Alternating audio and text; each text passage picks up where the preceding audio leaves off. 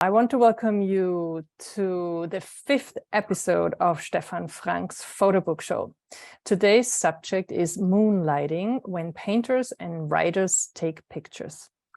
I'm Anja from StrudelmediaLive, and I want to thank you again for joining today.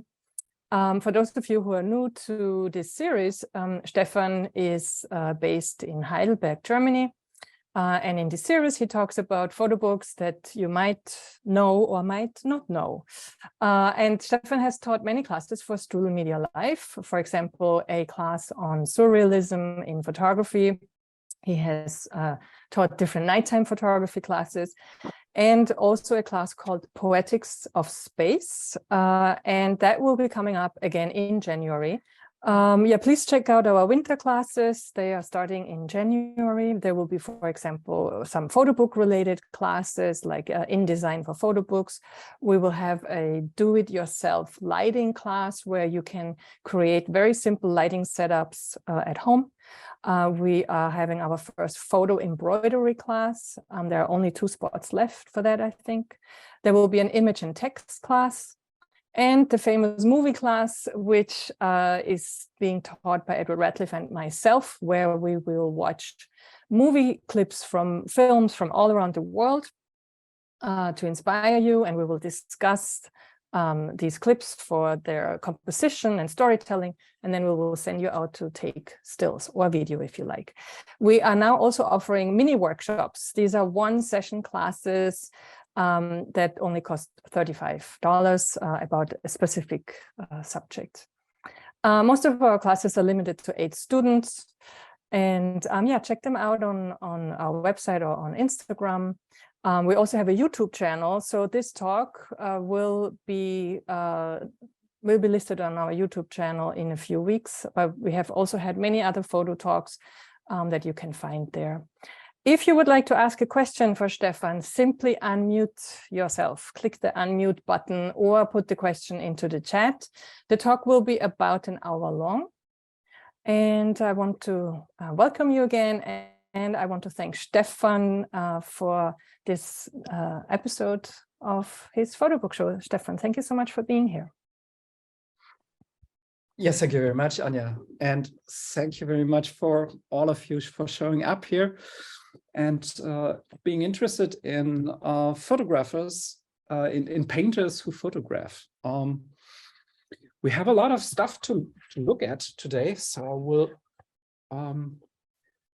make it quick with an introduction. So let me talk to you a little bit about what you will be seeing here today. So moonlighting. This is actually part 1 of a 2-part show. Today we will be looking at painters who photograph. And on January the 13th, which is already next year, which is coming up on all of us, we are looking at writers who photograph. So 2 topics that are very adjacent to photography, and I hope I can tell you a little bit about the connections between these 2 traits. Let's start with something which is sounds very scary, indexicality. So I can't even pronounce it properly anymore. So indexicality. Now, this will be something we were talking about. This sounds scary. I will read you the explanation from Wikipedia. In semiotics, linguistics, anthropology, and philosophy of language, indexicality is a phenomenon of a sign pointing to, or indexing, some object in the context in which it occurs. A sign that signifies indexically is called an index, or in philosophy, an indexical. And we're so used to this because a photo is an index. And this sounds a little bit scary, but actually this means something very simple, that every photo is a picture of something in the world, which is very natural to us as photographers. We have this very simple pointing gesture where we point our camera at the world and then snap a picture, and this immediately makes this connection between the picture and the world. And depending how you use your photography, your emphasis in this three-part relationship, you taking the picture and the world, you will emphasize one or the other, like the world, if you are more into documentary photography. So you want to, you deal with truthfulness, accurate depiction, story, or you are on the other side, on the side of the picture, what actually comes out of it. So this is when you are dealing with more formal approaches, you deal with composition, and you deal with something that is sometimes called pure photography. Usually where we are somewhere in between. So we're basically, as photographers, most of the time dealing with this relationship that connects these two things. So we make beautiful pictures to sell things, for example. We have symbolisms in there, or we use a composition to underline an aspect of your story. But in contrast to painters, we cannot make pictures out of thin air. So we always have to point our camera at the world.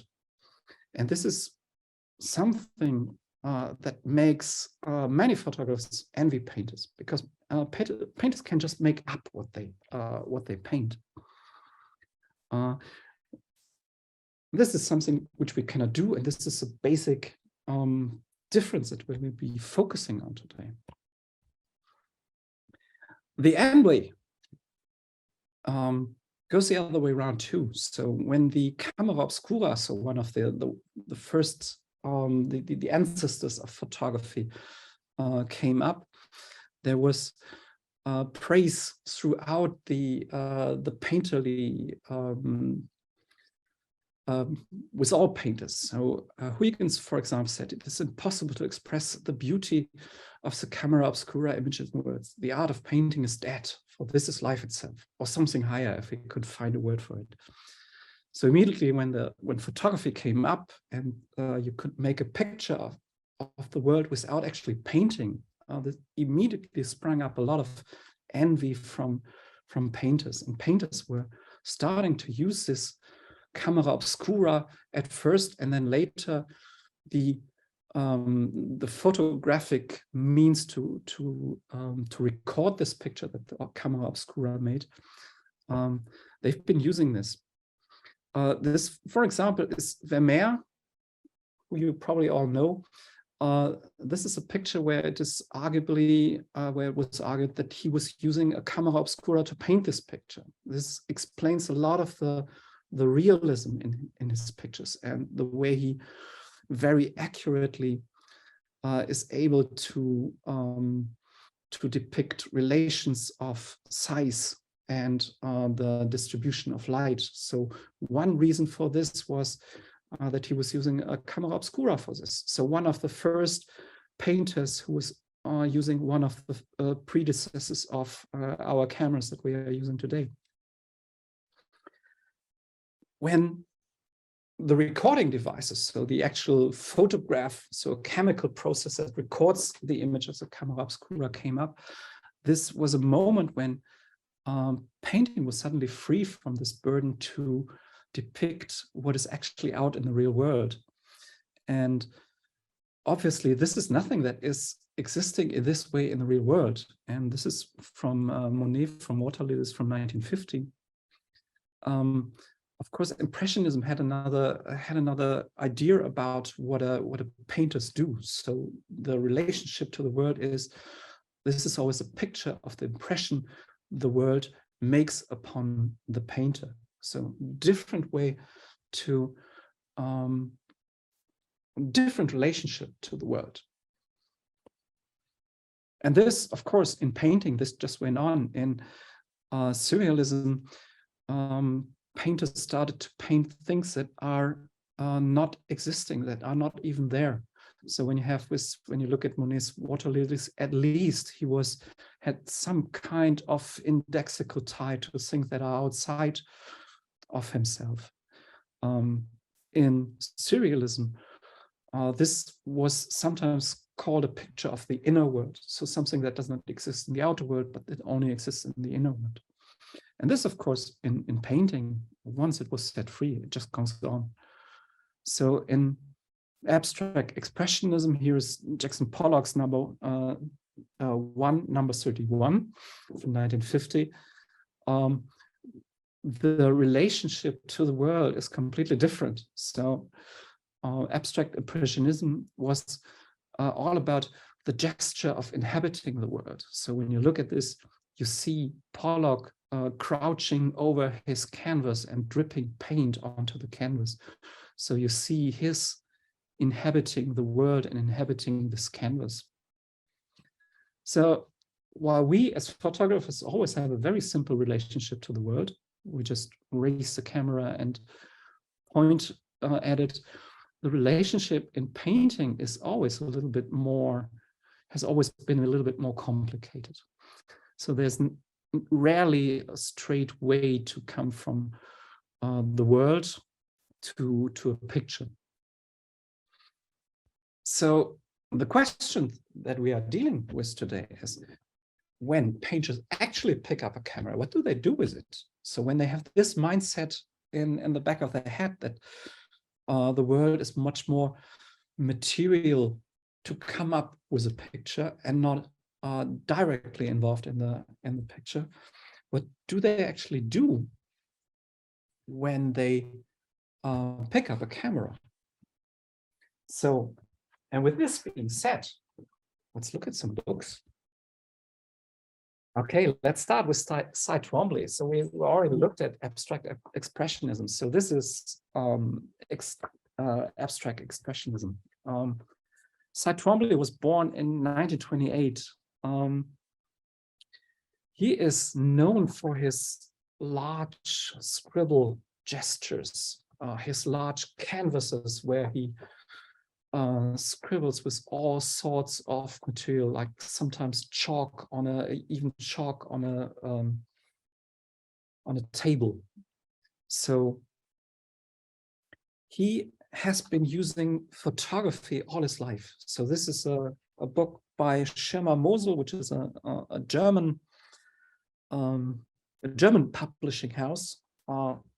This includes photos he's taken from 1951 till shortly before his death in 2011.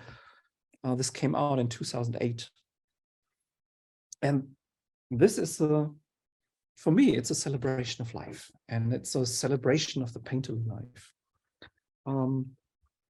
Twombly has mostly been using a Polaroid for this. And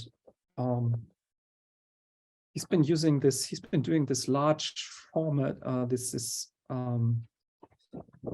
large blurry pictures to document his artwork, mostly documenting his life and his art.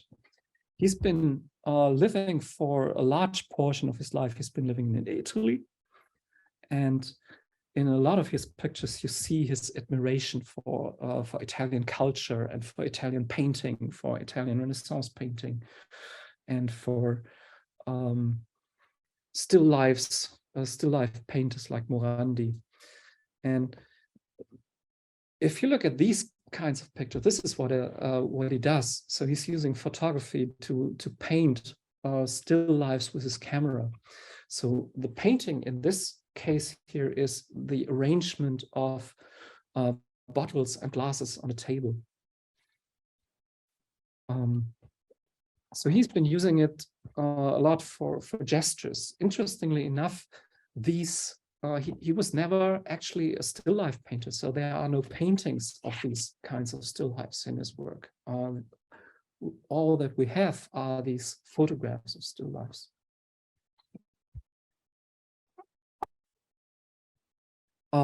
He also used it to document his own work. So these are actually photos of canvases that are vanished today. So this is another interesting aspect of this book, that it sometimes documents paintings that in the meantime have been lost.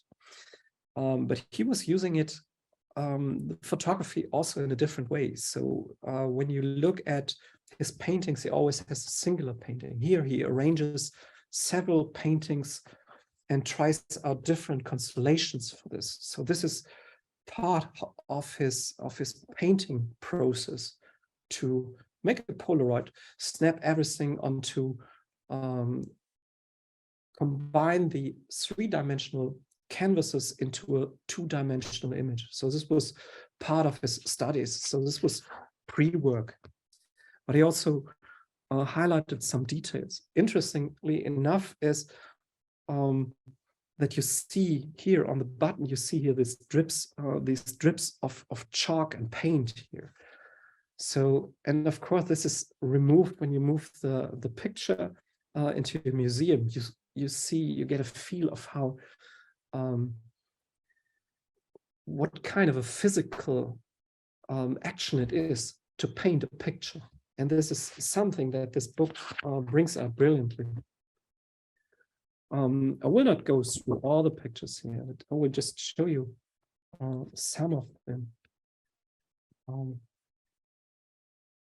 He's done this, he's always including his some kind of artwork that he's been collecting in his house here in Rome. And it's interesting to see that he exactly found the camera that was fitting to his approach to painting. The Polaroid, if handled in this way with a long exposure, it doesn't make sharp images. It just remains. So what is remaining in these images are mostly abstract forms, relationships, colors, and feels and mood. And this is why this book is so great for me,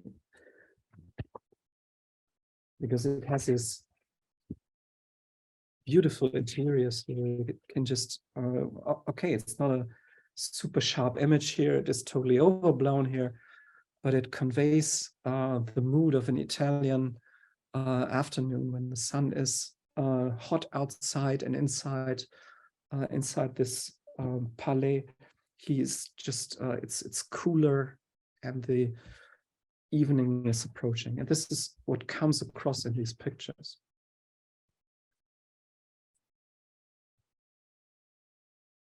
But there is something else that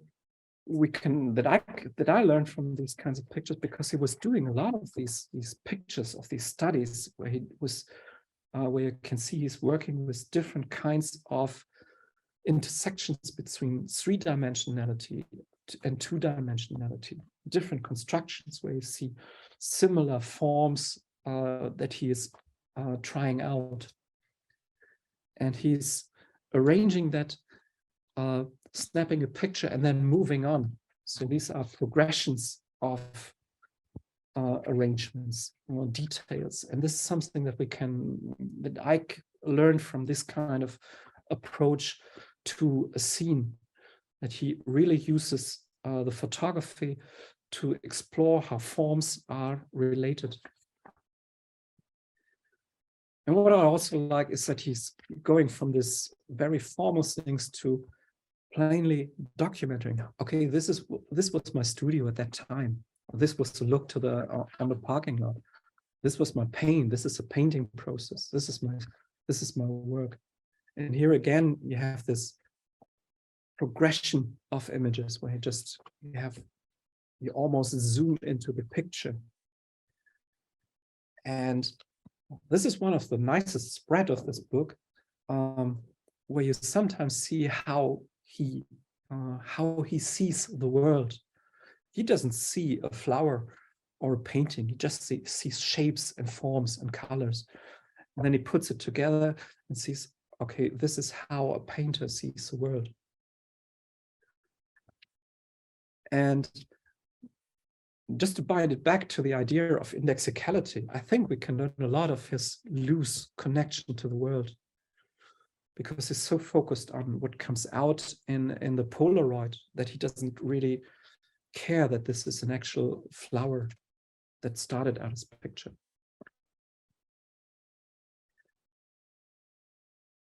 Fascinating for me is these pictures of pictures, because here we see how he looks at artworks. because when we look at artwork, we always think, okay, what is this? What do we see here? Do we see a face? Here we see a body. What's going on here? And he doesn't do that. So from this Polaroid, when I look at this, he doesn't actually see that there's a body in there. He just sees shapes and forms and organizations of light.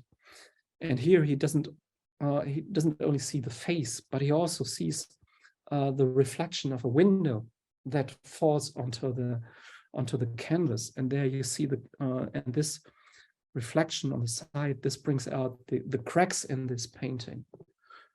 And this in turn informs how he scribbles. So these scribbles that you see on his painting, on his work, they originated somewhere here in the cracks of paintings. So all in all, this is just a fascinating book which shows so many facets of his work and shows his way of simplifying an image. Like this is a glass of water. This is an ordinary scene. This is something that we, as photographers, we usually pass it by when we are focused on making pictures of the world, because in the world this is pretty mundane, pretty uninteresting, and he turns it into a picture. And flipping through this book, there's a lot to learn about how painters perceive the world. So Shimamoso 2008 should still be available. Can only recommend it.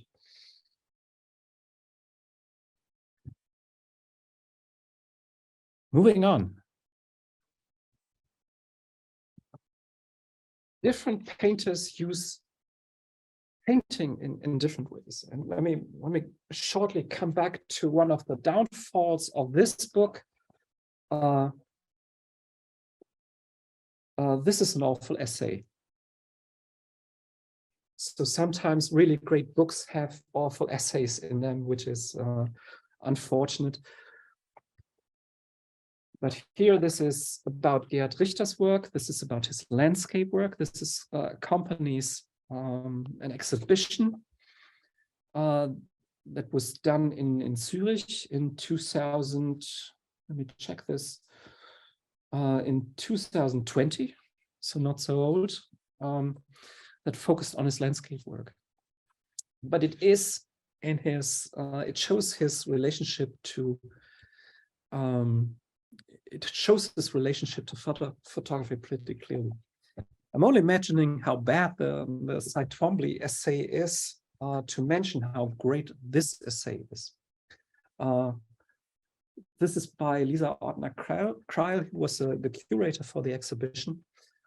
This is a great essay that brings together how his philosophy of painting. Basically, he says, let me read this quote to you. I pursue no objectives, no system, no tendency. I have no program, no style, no direction. I have no time for specialized concerns, working themes, or variations that lead to a mastery. I steer clear of definitions. I don't know what I want. I am inconsistent, non-committal, passive. I like the indefinite, the boundless. I like continual uncertainty. It's interesting to compare Richter and Twombly, because Twombly was deeply entrenched in this abstract expressionism, and Richter was working in all styles. He has changed throughout his career a lot. He did different things. He came from he painted photorealistic pictures where he painted from a photograph. This is one relation that he has, that this essay is talking about. But he also went on to straight abstract pictures that have no connection to photography at all. His landscape work originates mostly from, zoom in on this, originates from this here. This is an excerpt from Atlas. Atlas is a huge artist book where he collected photography, not only his own photography, but photography that he pulled out of newspapers, that he pulled out of shopping catalogs, from magazines. So he tore it all out and collected it until and grouped it by topics. For example, this is a topic where I'll show you a larger picture of this. For example, he collected here highlights of a single picture in this, where he just took the whole picture and blew it up and distributed it into this atlas. But he has a whole collection of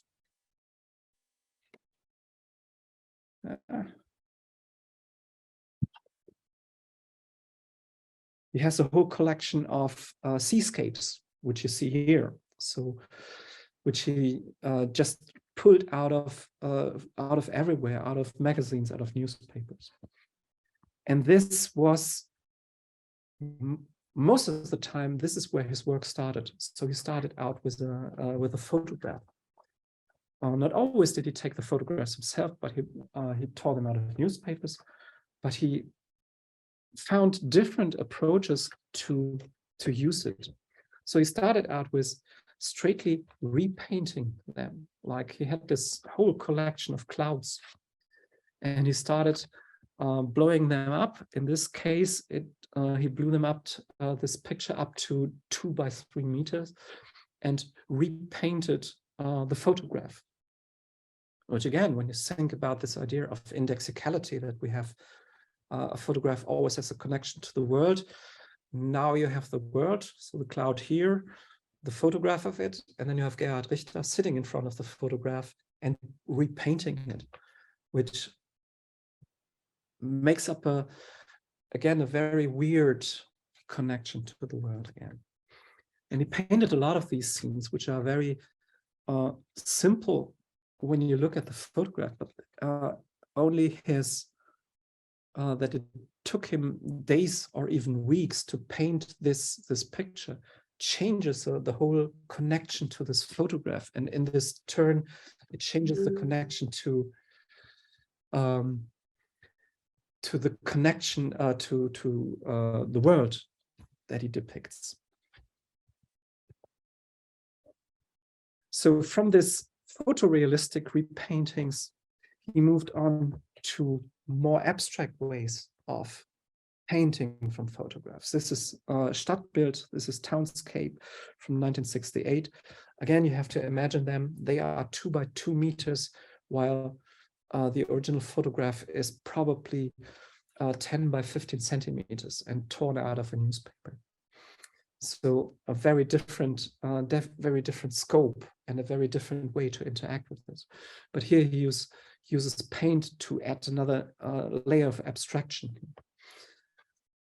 So again, different way to interact with photography. I already mentioned this, that sometimes he used actual photographs in his work. So this is the pictures of one picture where he blew up details of a picture and rearranged everything to its own picture.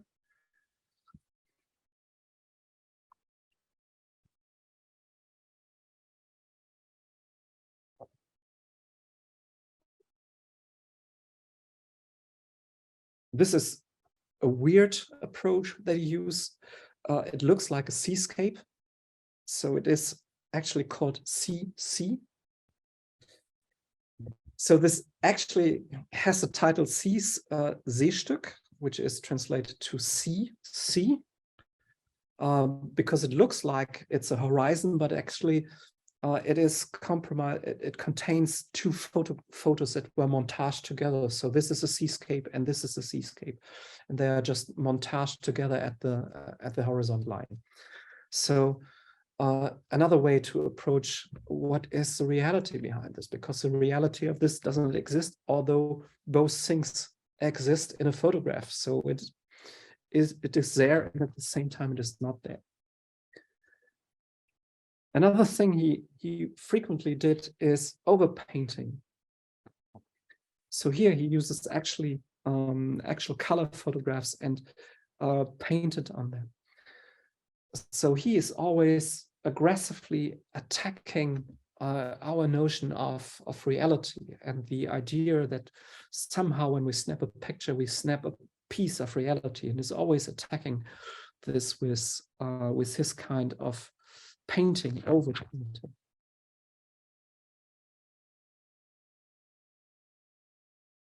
And he did this a lot. So for Gerhard Richter, in contrast, interesting contrast to Cy Twombly, for him, photography is an integral part of his work.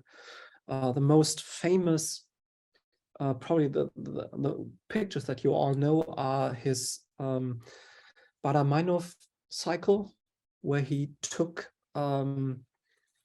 photos from the RAF that was imprisoned in Stuttgart-Stammheim, in a prison in Stuttgart, and where they killed themselves. And they were some pictures of their prison cells and their dead bodies that circulated in the press. And he painted this huge cycle of his from these photographs. So for him, photography was an integral part of his work. Highly recommended book, not only for the excellent essay that starts with the book starts with it and introduces to it, but also for this thorough documentation for the pictures. I sometimes think some of the pictures are too small to actually appreciate them, because a lot of this work is about scale. So it's very different when you have a tiny picture like this, and this is in reality, it is 2 by 3 meters. So that makes a total difference. But otherwise, comes highly recommended. My favorite book. So this is something that I snatched from a used bookstore here, actually in Heidelberg. This is Anselm Kiefer Bücher from 1969 to 1990. Books. Anselm Kiefer, I have to be a little bit higher because the book is so large. Anselm Kiefer did artist books. So artist books look like this.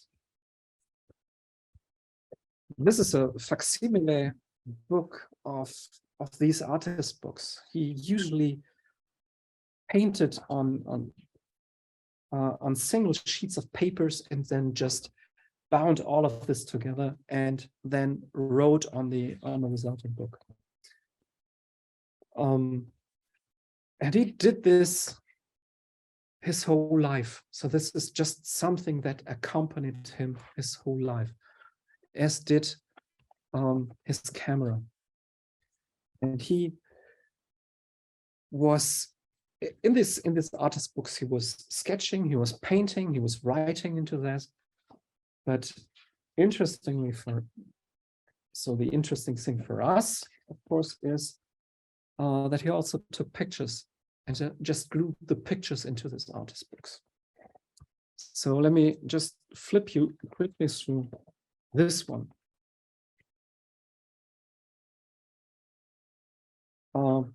This is an artist book that he did to one of his most famous artwork of the 60s, heroische Sinnbilder, which is heroic symbols.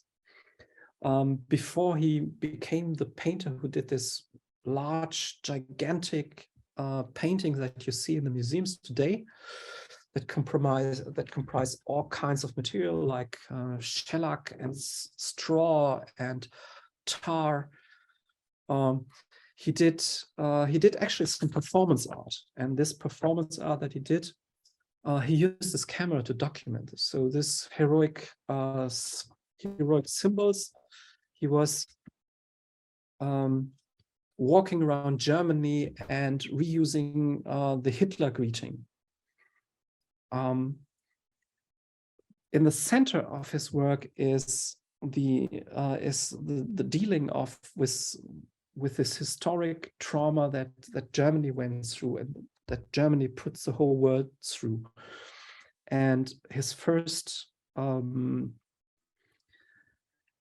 installations, so his first performance works were already about this. So they were about going to certain places that are already historically contaminated. Like this is where this is the Rhine, and he went there and reminded everybody that where we're coming from, that the war is only over for 15 or 20 years now. And he did this at a time when Germany was very eager to forget all of that. It was Wirtschaftswunder times, so the time of the great economic relief after the war in Germany. So everybody was eager to forget all about how we got there. And he was very eager to remind everybody how we got there. So he uses photography in a very simple way, in the direct way of documenting what he did, documenting his performances. And he's replicating these gestures that you see here, like standing at the Rhine and performing this gesture. He repeated this over and over again, just to enforce this idea here. And he connected this to history, like the remilitarization of Germany, pictures of the first soldiers after the war. And he put all of this into this tiny little books here. And these are actually, this is what I love about this book, because it is so big. This is actually the actual size of the artist books, how they are in real life. So this is very much in contrast to this Gerhard Richter, where I sometimes feel, okay, it's a little bit awkward that the scale is so different. What is great here is that the scale is absolutely identical to how the books are. And throughout his life, he used photography all the time, and he used this performance all the time. So this is another beautiful book for Jean Genet. So he's always working on these ideas of European history, European identity, identifying with writers, poets that went through these wars and trying to reincarnate them. This is one of his performances he did, Walking on Water.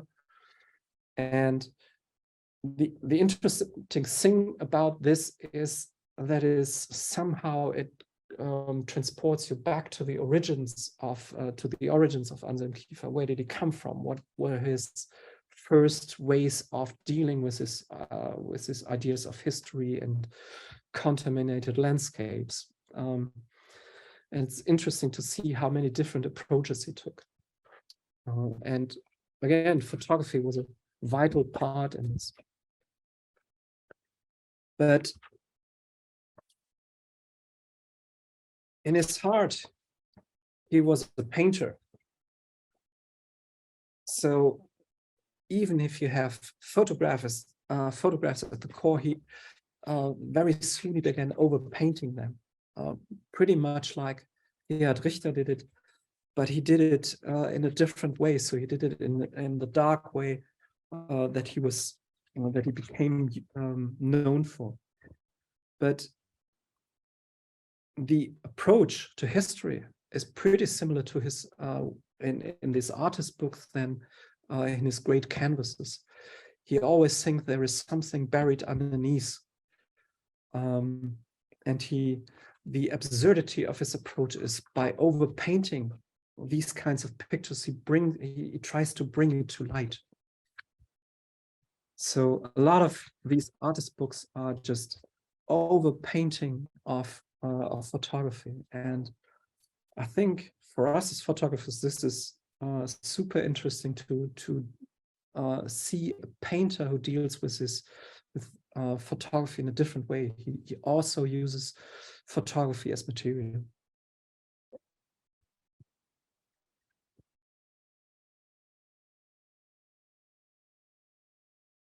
Let me show you one other approach, which is very similar to what we saw in Cy Twombly.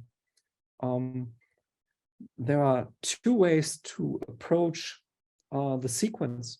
One way is probably the way that Anya and Edward are doing it in their film course, which comes from film. But the other origin for this repeated sequence comes from how painters are used to paint multiple ways of multiple pictures of the same thing, which is a different approach to this. We already saw this in Cy Twombly, but but here it comes back in Gerhard Richter, where he just does this thing, Siegfried's difficult way to Brünnhilde, which again ties it back to the German myth of Siegfried and Brünnhilde, and to Wagner, and to our contaminated history. And here he's just photographing different ways. So he's trying out different ways of how to show how difficult was the way that Siegfried took to Brünnhilde. And this is, although we know this from film, but this is a painterly way to approach this.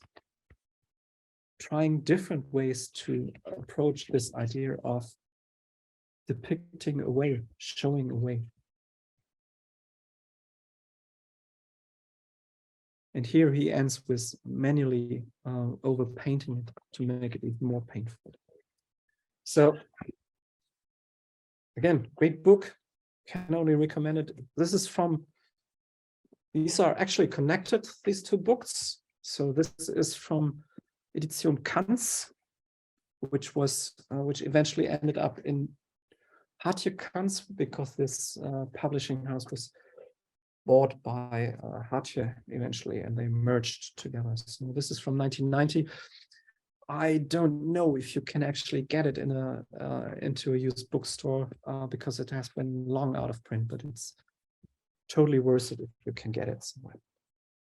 So, Stefan, I have a question for you. Actually, Sheila had a question, and she's wondering where the actual artists' books are, if they're in a collection somewhere, or do you know where they're at?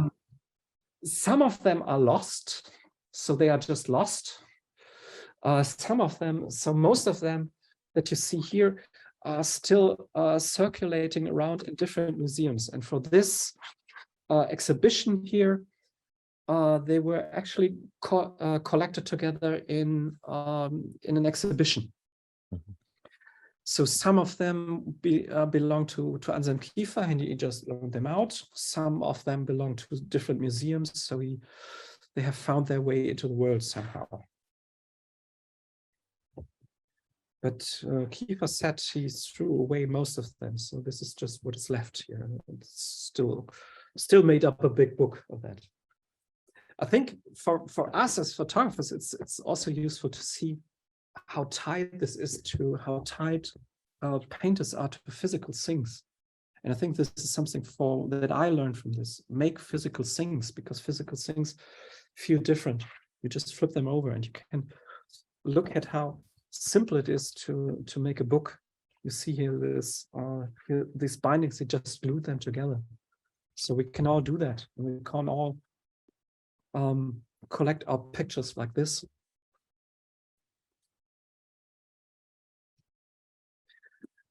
So let me quickly look at the clock here. Last but not least, I do not want to leave out this book, because this is my new favorite. This came out while all the other books are 2020 or in the 90s. This is very recent. This is from 2022. It came out, this is from Aperture. Strangely enough, Aperture published this because nobody actually knows what kind of where to slot Bettina Grossman in. Bettina Grossman was an artist who lived most of her life in Chelsea Hotel. So she moved into Chelsea Hotel in the 60s, and after her work, after all the work that she did until then, was lost in a fire in her studio. So she had to abandon everything that she did before, and then she moved into Chelsea Hotel and never left Chelsea Hotel until 2021, when she died in there, in the same hotel room that she had inhabited for almost 50 years now. And after she lost all her work in the fire, she was lost somewhat to obscurity. So nobody knew her until somewhere in the 2015-16s, when she was rediscovered. And then everybody discovered that this tiny hotel room was crammed with artwork. So it was chock full of artwork until to the point where she actually had to move out, and she was sleeping on a little cot that she had made out in the hallway, because there was no room anymore in her hotel room for herself, because it was occupied by her artwork. She was a conceptual artist, whatever that means at that time. She was using this is actually a picture of her when she was young, in the 70s, and she was using all kinds of photographic means to make her artwork. For example, she used a photocopier, and a lot of these photocopies originated at that time again in photographs, and she used the photocopier to abstract away from these, from what you see in this world. If you look at something like this, she called this a New York pattern book. This is a 4-dimensional study in random constant from phenomenological New York. So this is actually a series of photos that she took from the same skyscraper directly opposite of the Chelsea Hotel. So she photographed these reflections, put these developed photos onto a photocopier to further distort them until you are only left with some kind of abstraction. And this is her way.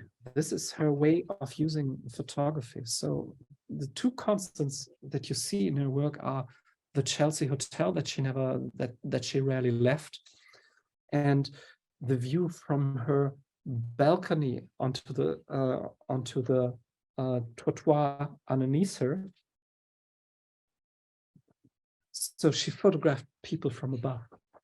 And again, here you see her approach, that everything that she saw in the world, she saw it mostly first as patterns, and then only in the second place she saw that these were actually people that were walking down there.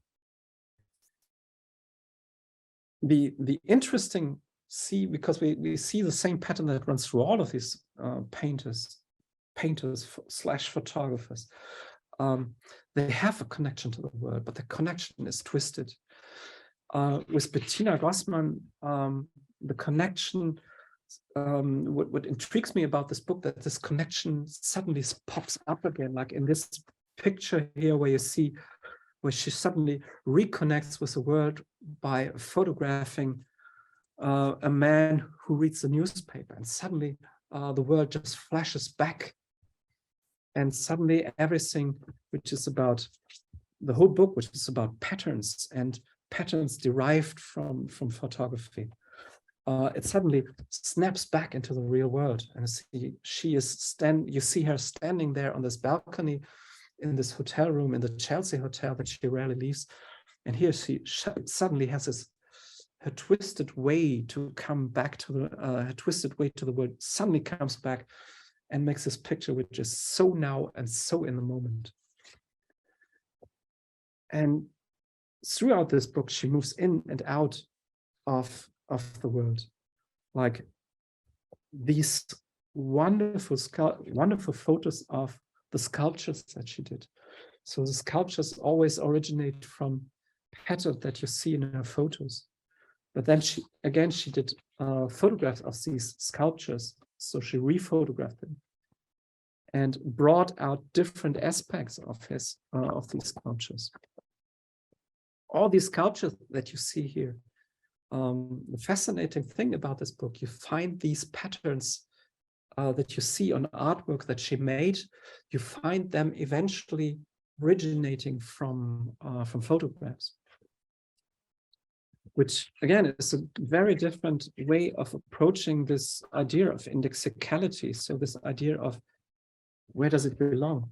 Here again, you see this artwork, she did it with her, she manually did it, but this already originated in a photograph.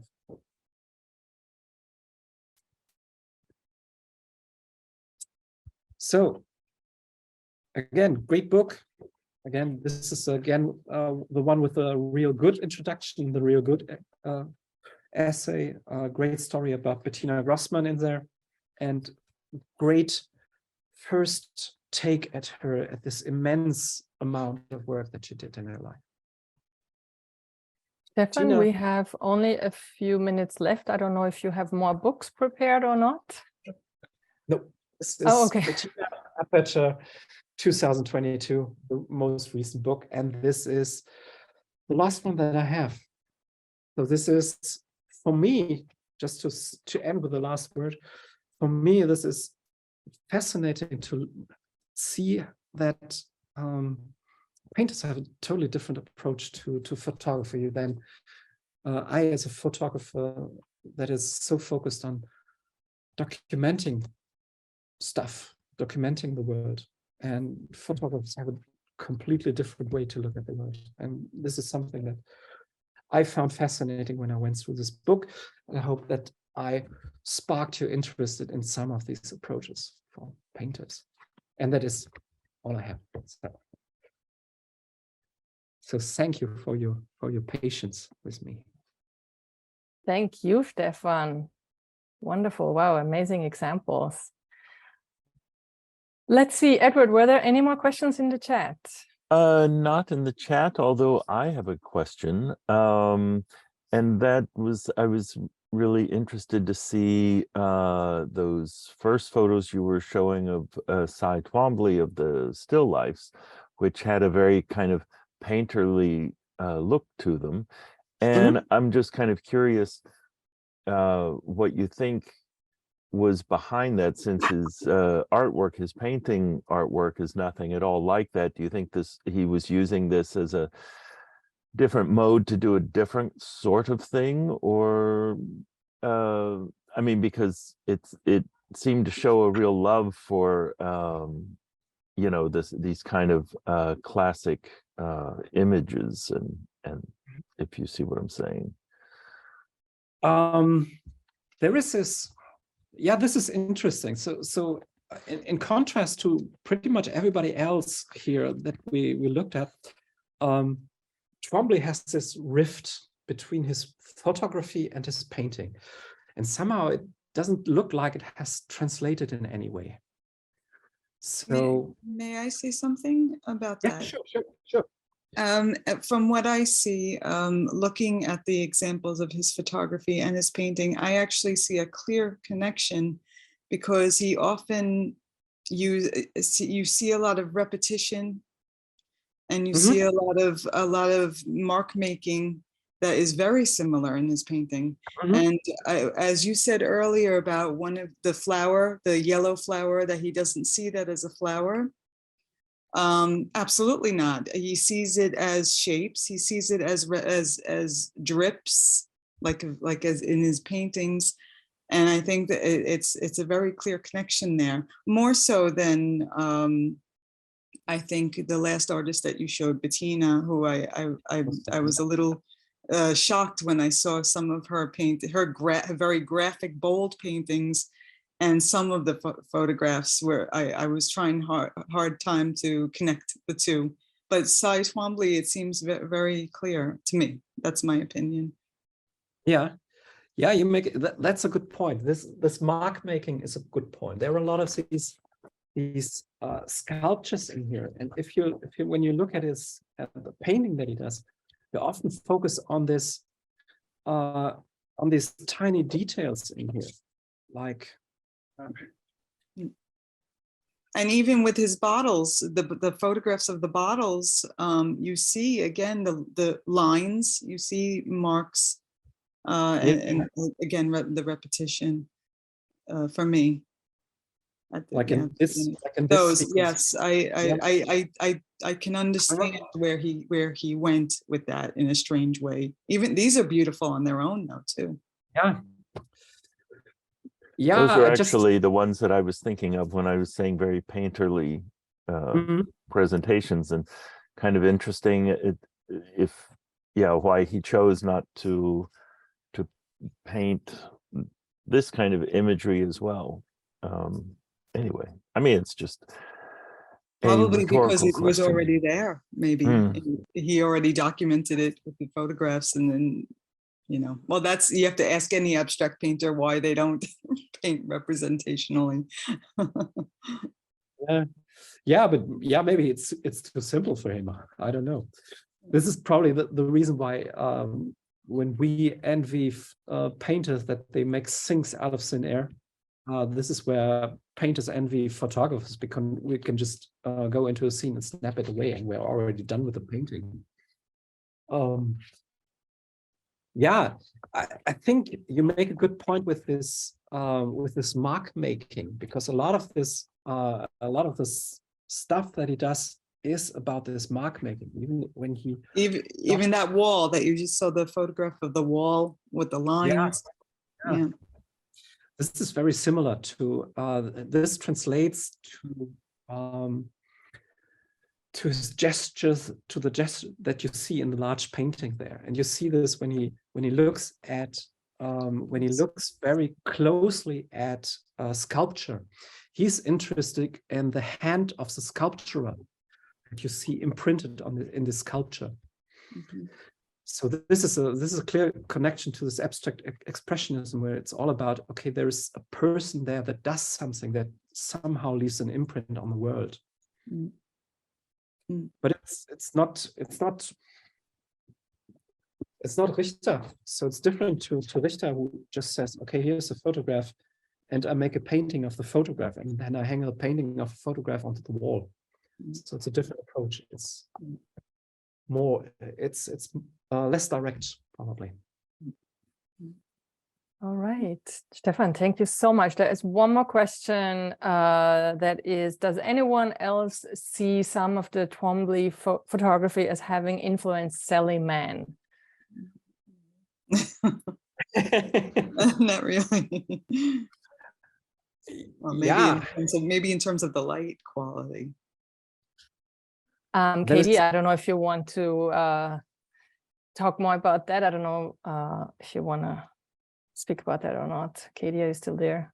Not sure. Okay. Anyway, I think I should wrap it up now.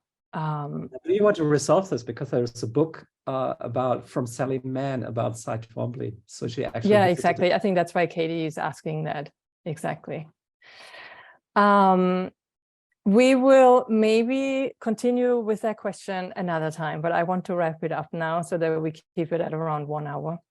Stefan, thank you so much for this wonderful presentation. Somebody else just joined us, James. I just want to tell you we are at the end of the presentation. I'm really sorry you missed it, but it was recorded. And I hope I will see many of you again on January 13th for the second part, where Stefan will talk about writers who photograph. All right. Well, thank you all for coming. And Stefan, thanks so much. Thank you, Anya, Stefan. Thanks for coming, Sheila. Thank you, Anya. Thank you, Stefan. Bye, everybody. Thank you, Stefan. Thank you. Bye, everybody. Thank you.